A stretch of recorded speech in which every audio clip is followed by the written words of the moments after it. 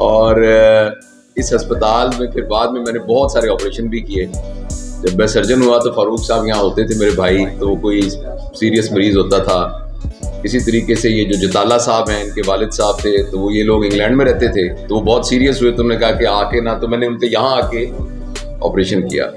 اور ہارون آباد میں میرا بچپن گزرا اس طرح کہ گرمی کی چھٹیوں میں اسلام آباد لاہور سے یہاں آتا تھا, تو یہاں میں رہتا تھا. تو ہارون آباد اس لیے میرے جیسے نا میرا نانی اماں کا گھر ہے. اور جب بچہ نانی اماں کے گھر آتا ہے نا, وہ بغیر کسی رکاوٹ کے بھاگ پھر رہا ہوتا ہے, جدھر مرضی بھاگا پھرے. تو ہارون آباد میرے نانی اماں کا گھر ہے. پھر میرے عزیز بھائی دوست یہاں سب رہتے ہیں. وحید صاحب, شاہد رشید میرا بچپن کا دوست ہے. اچھا, میں گزارش یہ کرنا چاہتا تھا کہ باہر کی دنیا سے جو ہمارا تعلق ہے نا جی, وہ 5 حواس کے ساتھ ہے. ایک ہماری آنکھیں ہیں جن سے ہم دیکھتے ہیں, ایک کان ہے جن سے ہم سنتے ہیں, ایک ہمارا ذائقہ ہے جس سے ہم محسوس کرتے ہیں, ایک ہمارا ٹچ ہے جس سے ہمیں پتہ لگتا ہے کہ یہ سخت ہے, یہ نرم ہے, ہم اس کو محسوس کرتے ہیں. آپ لوگ جو یہاں بیٹھے ہوئے ہیں نا, ان 5 میں سے پورے معاشرے کے 2 عضو آپ ہیں. کان آپ ہیں اور آنکھیں آپ ہیں. اگر آپ دیکھیں کہ کسی شخص کے کان بہت ٹھیک ہوں اور آنکھیں اس کی بہت ٹھیک ہوں, زبردست, تو اس کے پورے جسم کا نظام, اس کو ڈیٹا جو ملے گا نا, وہ بڑا پرفیکٹ ڈیٹا ملے گا. اور اگر بدقسمتی سے کان خراب ہو, سنائی نہ, تو کی آکھیا, اور کہیں کچھ آپ اور, سمجھوں میں کچھ اور اسی طرح آنکھیں خراب ہوں, موتیا اترا ہوا ہو, یا آنکھوں کے اوپر غلط قسم کی اینک لگی ہوئی ہو, تو مجھے نظر نیلے رنگ کو کالا نظر آئے گا, کالے کو نیلا نظر آئے گا. اور دوسرا یہ ہوتا ہے کہ ہمارے کان اور آنکھ جو ہے نا, وہ باعث نہیں ہوتے کبھی بھی. وہ جو اصل بات ہوتی ہے وہی دیکھتے ہیں. مطلب یہ گلاب ہے تو اس کو گلاب ہی کہیں گے, اس کو یہ نہیں کہیں گے کہ چونکہ مجھے نا یہ جس کے گھر سے توڑا گیا ہے اس سے میری لڑائی ہوئی تھی, تو میں اس کو گلاب نہیں کہتا, میں اس کو کہتا ہوں یہ کچرا ہے. آنکھ تو ایسے نہیں کرے گی. تو کسی بھی صحافی کو آنکھوں اور کانوں والے کی جو پوری دنیا کے اس میں یہ ہے کہ ایک ذاتی باعث تو ہر ایک کا ہوتا ہی ہے, لیکن نا ذاتی پسند ناپسند تو ہر ایک کی ہوتی ہے. لیکن کسی بھی صحافی کی جو بنیادی شرط ہے نا, وہ وہی ہے جو آنکھوں کی اور کانوں کی ہوتی ہے, کہ کان کو وہی سننا چاہیے جو کہ ایکچولی آواز آ رہی ہے. کان کو وہ نہیں سننا چاہیے جو وہ سننا چاہ رہا ہے, اور آنکھ کو وہ دیکھنا چاہیے جو نظر آ رہا ہے, اس میں اپنی اینک نہ لگی ہوئی. تو دنیا میں جتنے بھی بڑے جرنلسٹ ہیں, ان کی پہچان یہ ہوتی ہے کہ وہ کسی کو ٹو نہیں کر رہے ہوتے, کسی کی اینک لگا کے منظر کو نہیں دیکھ رہے ہوتے, ہرے رنگ کی اینک لگا کے ہر منظر کو ہرا نہیں بنا رہے ہوتے, جو منظر ہوتا ہے اس کو پیش کر دیتے. تو یہ کسی بھی صحافی کی سب سے بڑی. ہمارے ہاں بدقسمتی سے, جس کو آپ سب لوگ بھائی بیٹھے ہیں آپس میں, جس کو ہم یلو جرنلزم کہتے ہیں, اس میں سب سے بڑا پرابلم یہی ہے کہ جس طریقے سے پیلیا ہو جائے, کسی کو یرقان ہو جائے تو بیمار ہو جاتا ہے نا, اس کو جو پیلیا بیمار ہو جاتا ہے. تو یلو بس بیٹا ٹھیک ہے. تو جو یلو جرنلزم ہے, اس کا مطلب یہ ہوتا ہے کہ دیکھنے والے کی آنکھیں جو ہے نا, وہ منظر نہیں دیکھ رہی جو کہ ایکچوئل منظر ہے, اور وہ منظر کو اپنے تصور کی اینک سے دیکھ کر پھر پیش کرتا ہے. اچھا, جو باقی پورا کا پورا جسم ہے, وہ معاشرہ, وہ آنکھوں کے دیکھنے کا محتاج ہے. آنکھیں جو اس کو دکھاتی ہیں وہ تو وہی دیکھے گا, اور کان جو سنائی دیں گے وہی سنے گا. اس لیے مجھے بہت خوشی ہے کہ میں آپ لوگوں کے ساتھ ہوں جو معاشرے کی آنکھیں ہیں اور جو معاشرے کے کان ہیں. اور معاشرے کے کان اور آنکھوں کی بہت ذمہ داری ہے کہ پورے جسم نے چلنا ہی آپ کے سر کے اوپر ہے.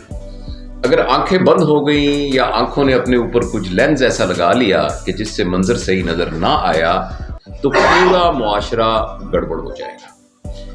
ایک تو میں یہ بس بیٹا بس کافی, اب تھوڑا آپ تشریف رکھیں ادھر نا, بات بیٹھ جاؤ. دوسری میں جو گزارش آپ سے کرنا چاہتا ہوں وہ ضروری کہ ہمیں یہ پتا ہونا چاہیے کہ اس وقت میڈیا کا رول ہمارے معاشرے کے چلانے میں ہے کیا. ایک زمانہ تھا ہم سارے معصوم لوگ یہ سمجھتے تھے کہ جو حکومت میں ہوتا ہے نا وہ ملک چلاتا ہے. یعنی بھائی صدر ایوب بیٹھا, صدر ایوب, ہم چھوٹے چھوٹے ہوتے تھے نا, تو ایک آتا تھا ریڈیو میں, حبیب بینک سرو یو بیٹھا, تو لوگ سارے کہتے ہیں لکھا صدر ایوب بیٹھا. تو کسی نے کہا, میں کہ نہیں, یہ کہہ رہے ہیں حبیب بینک سرو یو بیٹھا ہوتا ہے, صدر ایوب بیٹھا. تو جو بیٹھ گیا نا اس کی حکومت ہو گئی, بھٹو آ گیا, بھٹو کی حکومت ہو گئی. بعد میں ہمیں پتا چلا کہ ایکچولی یہ ایک انسٹرومنٹ ہوتا ہے حکومت چلانے کا, انسٹرومنٹ. جیسے جو پیچکس ہوتا ہے نا, پیچکس ایک انسٹرومنٹ ہوتا ہے, پیچکس پیج نہیں کھول رہا ہوتا, پیچکس کے پیچھے ایک ہاتھ ہوتا ہے جو پیج کھول رہا ہوتا ہے. تو ہمیں یہ پتا چلا کہ حکومت چلانے کا ایک انسٹرومنٹ ہے, لیکن پیچھے ہماری ایک اسٹیبلشمنٹ ہوتی ہے, اور اسٹیبلشمنٹ ہم یہ پرزیوم کرتے ہیں کہ بھائی ایک نیک نیتی کے ساتھ ملک کے سارے پرسپیکٹو کو دیکھتے ہوئے, ملک کے فیوچر کو دیکھتے ہوئے, انٹرنیشنل ریلیشنز کو دیکھتے ہوئے, اپنے وسائل کو دیکھتے ہوئے وہ ایک رول پلے کرتی ہے. پوری دنیا میں ایسے, امریکہ میں بھی ایسے, امریکہ کا صدر جو ہے اس کے پیچھے بھی ایک اسٹیبلشمنٹ ہوتی ہے. تو ہمیں پھر اب ہمیں بہت اوپنلی پتہ چل گیا کہ اسٹیبلشمنٹ کا بہت رول ہوتا ہے, اور اس کے ساتھ ایک حکومت ایک انسٹرومنٹ ہوتی ہے. دوسرا ہمیں یہ اب پتہ چلا ہے کہ ایک تیسرا بڑا بھی انسٹرومنٹ موجود ہے, اور اس انسٹرومنٹ کا نام ہے بیوروکریسی. اور بیوروکریسی بھی اسی طریقے سے پاورفل ٹول ہے جس طریقے سے کہ حکومت ہے. فرض کریں آپ نے دیکھا ہوگا کسی دفتر میں آپ کام کرنے جائیں, سیکٹری آپ کا دوست تھا ہرون آباد دا سی, تسی گئے اور چاہ پیو, اور جناب سر آؤ سب پلیز بیٹھو. تو اے یار میرا کام سی, میرے براد اچھا, تھوڑی دیر میں سب کر اچانک نا ایک وہ نکل کے آتا ہے, ایک بندہ سیکشن افسر کہتا ہے سر یہ تو فلانے رول کے تحت فلانی جگہ ہے, یہ تو نہیں کر سکتے, یہ تو نہیں کر سکتے, دیکھیں نا اس میں تو فلانا وہ جو آ گیا تھا تو یہ تو آرڈر آ گیا تو نہیں کر سکتے. اب وہ آپ کا جو یار تھا نا کہتا ہے اچھا راؤ صاحب تسی چلو پھر میں کچھ کرنا ہے, لیکن وہ نہیں کر سکتا. وہ نیچے سے اس نے جو اگر اس نے کنڈی ڈال دی نا اس کے اندر تو نہیں کر سکتے. تو جو بیوروکریسی ہے وہ مجھے اس بات کا اچھی طرح پتا ہے کچھ چیزوں کا کہ بہت سارے فیصلے جو عمران خان کے زمانے میں انہوں نے کرنے کی کوشش کی تو بیوروکریسی نے اس کے اندر کہا کہ نہیں ہو سکتا, نہیں ہو سکا, اور کسی کی بھی حکومت نہیں ہو سکتا.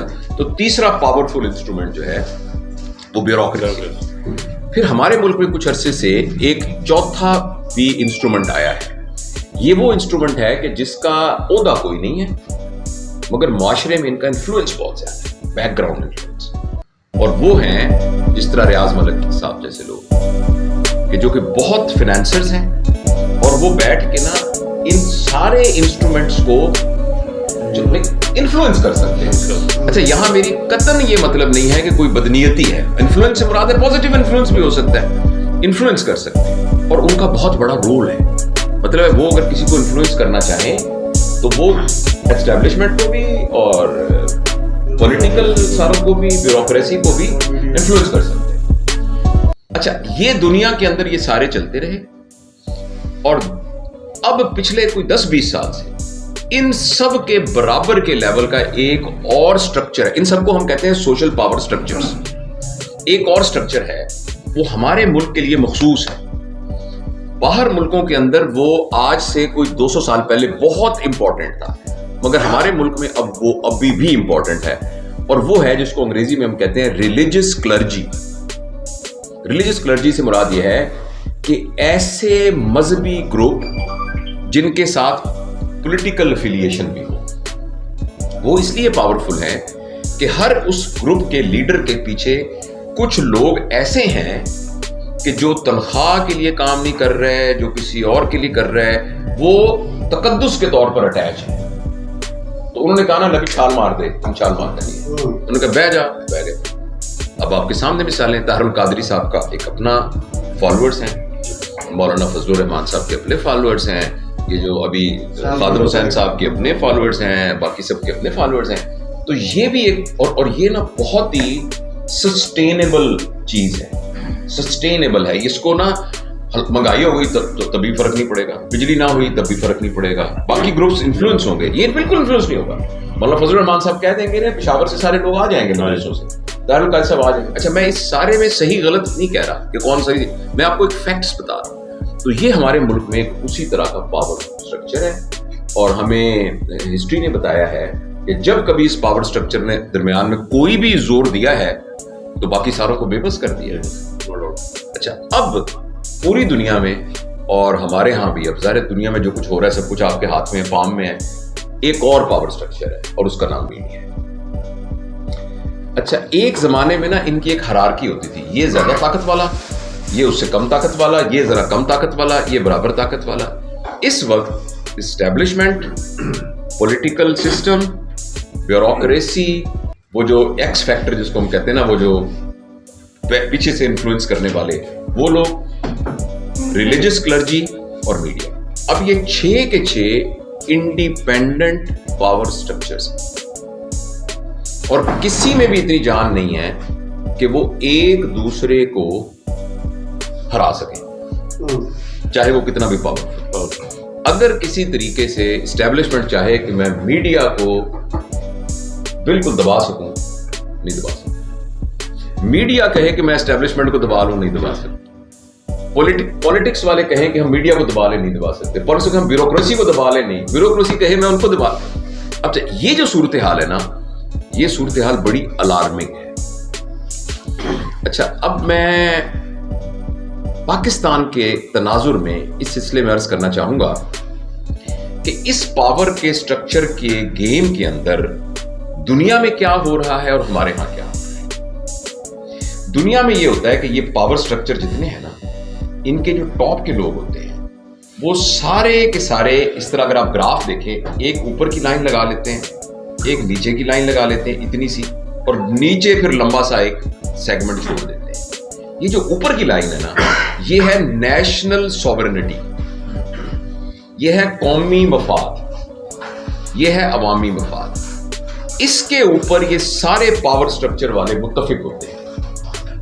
मीडिया ने, बीबीसी कितना बड़ा है, आप जितने ये सारे चैनल के निशान लगे हुए हैं, बीबीसी का शायद एक ऑफिस का एक सेगमेंट जो है ना वो इससे बड़ा हो। सही है। बीबीसी की एक लाइन मुकर्रर है कि उनकी नेशनल कॉज के अंदर इससे ऊपर नहीं उन्होंने जाना, इसके नीचे उन्होंने वजीर आजम की भी तंबी खींच देनी है, बादशाह को भी रगड़ देना, लेकिन इसके ऊपर उन्होंने मुत्तफिक हैं कि जो कौम की बात है ना उस पर कोई कंप्रोमाइज नहीं। हुकूमत ने इस लेवल पर जो नेशनल कॉज है, चाहे नेशनल डिफेंस पॉलिसी है, नेशनल इंफॉर्मेशन पॉलिसी है, नेशनल इकोनॉमिक पॉलिसी है, नेशनल फॉरेन पॉलिसी है, इसको उन्होंने कंप्रोमाइज नहीं करना। उसके नीचे नीचे जो मर्जी करते हैं। यही ब्यूरोक्रेसी है, यही उनकी रिलीज कलर्जी तो खैर वहां खत्म हो गई है। यही उनके सारे इन्वेस्टर्स और उनके सारे हैं, और यही उनका जो जितना भी पावर स्ट्रक्चर है वो है। हमारा उसमें फर्क ये है कि हमारे इन सारों के जो पावर स्ट्रक्चर के टॉप हैं वो सारे के सारे, अक्सर इंडिविजुअल तो बेहतर हो सकते हैं, मिन हैसल वजूद अक्सरियत उनकी के पीछे मोटिव सिर्फ एक है कि मेरा जाती टावर कैसे बड़ा हो सके। लिहाजा मीडिया के जितने हेड हैं वो जिस बुनियाद पर अपना मीडिया कर रहे हैं, वो बुनियाद ये है कि हम कैसे प्रॉफिट कमा सकें, प्रॉफिट। जो ब्यूरोक्रेसी है, बहुत अच्छे ऑफिसर होंगे, बहुत अच्छे अफसर होंगे, लेकिन सारे अपने जाती, अक्सरियत उसमें से अपने जाती, जिनके अपने बाहर सारे एसेट्स हैं, जाती उसके करें। पॉलिटिशियंस आपके सामने ही है। कोई बंदा गरीब सा बेचारा गलियों में स्टूडेंट लीडर होता है, नारे लगा लगा के वहां से निकलता है और एमएनए एमपीए बनता है। कुछ अरसे पता लगते हैं एक ट्रांसपोर्ट कंपनी है उसकी, एक उदी फैक्ट्री है, एक उधर फलाना है। कौन सा ऐसा है जो उसमें नहीं हुआ? और इस गरीब मुल्क में से वो पैसा कहां से आया है? ब्यूरोक्रेसी का पैसा कहां से आया? पॉलिटिक्स का पैसा कहां, ये राजा जैसे कहां से आया? अब ये है जिसके नतीजे में ये है, फर्द के लिए काम करता है, फर्द मुआशरे के लिए काम करता है, जिसके नतीजे, और ये फर्द, इसलिए हमको एकदम आ गया भी जरदारी ठीक नहीं है, फर्क नहीं, जवेद ठीक नहीं है, बुरा ना मनाए तो आप ठीक नहीं है। किस लिए? आप खुद उसकी मिसाल दें। हमारे घर में एक बच्चा पैदा होता है, हम में से जिसके बच्चे हैं, जब पैदा होता है मेरा बेटा इंशाअल्लाह डॉक्टर बनेगा, आप उसको क्या कह रहे हैं? तू अपना टावर डॉक्टर बनेगा इंशाअल्लाह। इधर कॉलेज के अंदर टॉप मेडिकल कॉलेज दाखिल हो गई, एमएलए करे, यूएस करेगा, फिर मैं बूढ़ा यहाँ बैठा, अल्लाह शुक्र है मेरे एक मेरा बेटा जेड़ा ना दुबई गया है माशाअल्लाह, तीसरा निकम्मा है, वो नहीं इत्थे ना, वो कुछ नहीं करता, बस उन्हें ना इत्थे अपना एक दुकान खोली हुई है, वो कपड़े की दुकान। इस मुआशरे